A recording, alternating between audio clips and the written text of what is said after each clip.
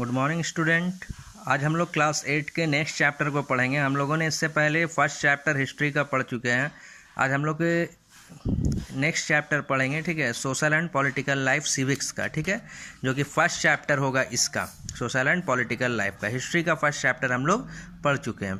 Chapter का नाम है आवर कॉन्स्टिट्यूशन, हमारा संविधान, ठीक है। सबसे पहले हम लोग समझते हैं कि कॉन्स्टिट्यूशन होता क्या। तो the constitution is a set of written rules and regulation according to which a country is governed। तो संविधान क्या होता है? संविधान का मतलब होता है कि रिटन रूल, लिखा हुआ कानून, ठीक है, कानून, रूल, रेगुलेशन जो लिखा हुआ होता है, जिसके अकॉर्डिंग कंट्री रन करता है, वही क्या कहलाता है? संविधान कहलाता है। उसी को क्या बोलते हैं? कॉन्स्टिट्यूशन कहते हैं, ठीक है। अगर सोच के देखो, अगर कोई कंट्री वैसा हो, ठीक है, जहाँ पे कोई रिटन रूल्स ना हो, यहाँ पे कोई लिखा हुआ संविधान ना हो, तब उस कंट्री में क्या होगा? तो उस कंट्री में डिक्टेटरशिप आ जाएगा। जो राजा बनेगा या जो प्रेसिडेंट बनेगा या जो प्राइम मिनिस्टर बनेगा, वो अपने मन मुताबिक जो चाहेगा वो उस तरीके से काम करेगा, ठीक है। उसका कोई भी उसको रोक टोक करने वाला नहीं होगा। क्यों? क्योंकि वो कॉन्स्टिट्यूशन के अंतर्गत नहीं आएगा, ठीक है।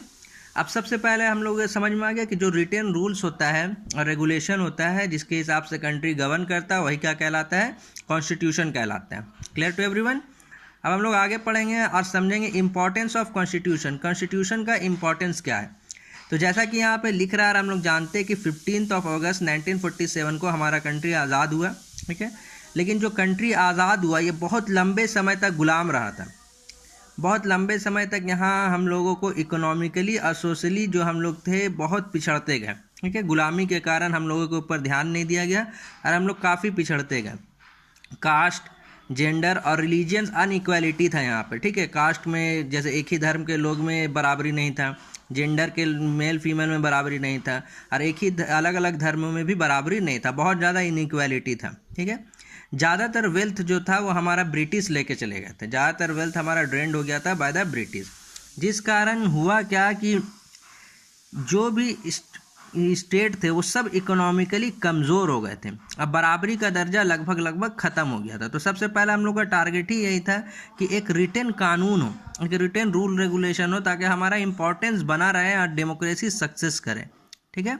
तो इसी को ध्यान में रखते हुए कुछ रूल रेगुलेशन बनाया गया, ठीक है। तो वही चीज़ है नेक्स्ट कि कॉन्स्टिट्यूशन को फ्रेम किया गया और क्या पर्पस था कॉन्स्टिट्यूशन को फ्रेम करने का, इसको समझते हैं, ठीक है, कि पर्पस क्या था, कारण क्या था कॉन्स्टिट्यूशन को फ्रेम करने का। तो सबसे पहला कारण था कि कॉन्स्टिट्यूशन जो है क्लियरली डिफाइन करता है पावर ऑफ द गवर्नमेंट को, कि गवर्नमेंट क्या कर सकता है, क्या नहीं कर सकता है, कितना उसका ताकत है, कितना उसका क्षमता है, ये कॉन्स्टिट्यूशन बता देता है। और राइट्स ऑफ द सिटीजन्स को ये बताता है कि सिटीजन का अधिकार क्या है, जो वहाँ पे लोग रह रहे हैं उनका क्या अधिकार है, वो क्या कर सकते हैं, क्या नहीं कर सकते, ये भी, ठीक है। फंक्शन बताता है एग्जीक्यूटिव और लेजिस्लेचर का भी। एग्जीक्यूटिव और लेजिस्लेचर क्या होता है, ये हम लोग आगे क्लास में जानेंगे, ठीक है। अभी फिलहाल समझने के लिए जो कानून बनाता है वो लेजिस्लेचर कहलाता है, जो कानून को इम्प्लीमेंट करवाता है वो एग्जीक्यूटिव कहलाता है, ठीक है। तो इन लोगों के भी फंक्शन को, पावर को कॉन्स्टिट्यूशन डिफाइन करता है। कॉन्स्टिट्यूशन कंट्री के यूनिटी को बनाए रखता है, इंटीग्रिटी को बनाए रखता है, डाइवर्सिटी को बनाए रखता है, कि संविधान के अकॉर्डिंग ही अलग अलग धर्म, अलग अलग बोली के लोग, अलग अलग ट्रेडिशन के लोग यहाँ पे रहते हैं आराम से, ठीक है। ये संविधान के अकॉर्डिंग ही है। It clearly defines the nature of political system. हमारे यहाँ पॉलिटिकल सिस्टम के नेचर को भी डिफाइन करता है। गवर्नमेंट इलेक्ट कैसे करेगा, गवर्नमेंट फंक्शन कैसे करेगा, गवर्नमेंट काम कैसे करेगा, ठीक है। यहाँ पे रूल ऑफ द लॉ है, जिसके तहत सबको इक्वल राइट्स है और सबको इक्वली ट्रीट किया जाता है, ठीक है। सबका लॉ के अकॉर्डिंग सब क्या है, इक्वल है, चाहे वो किसी भी कास्ट का हो, किसी भी रिलीजन्स का हो, किसी भी जेंडर का हो। कॉन्स्टिट्यूशन कुछ प्रिविलेज दिया हुआ है backward section of the society को, ताकि वो मेन स्ट्रीम में आ सके। इसको समझिएगा, बैकवर्ड सेक्शन को प्रिविलेज मिला है, लेकिन किस वजह से मिला है? ताकि वो मेन स्ट्रीम में आ सके। कॉन्स्टिट्यूशन हमें फंडामेंटल राइट देता है। हम लोग फंडामेंटल राइट्स पढ़ेंगे, क्या क्या फंडामेंटल राइट्स होता है, ठीक है, उसका मीनिंग क्या होता है पूरा डिटेल में।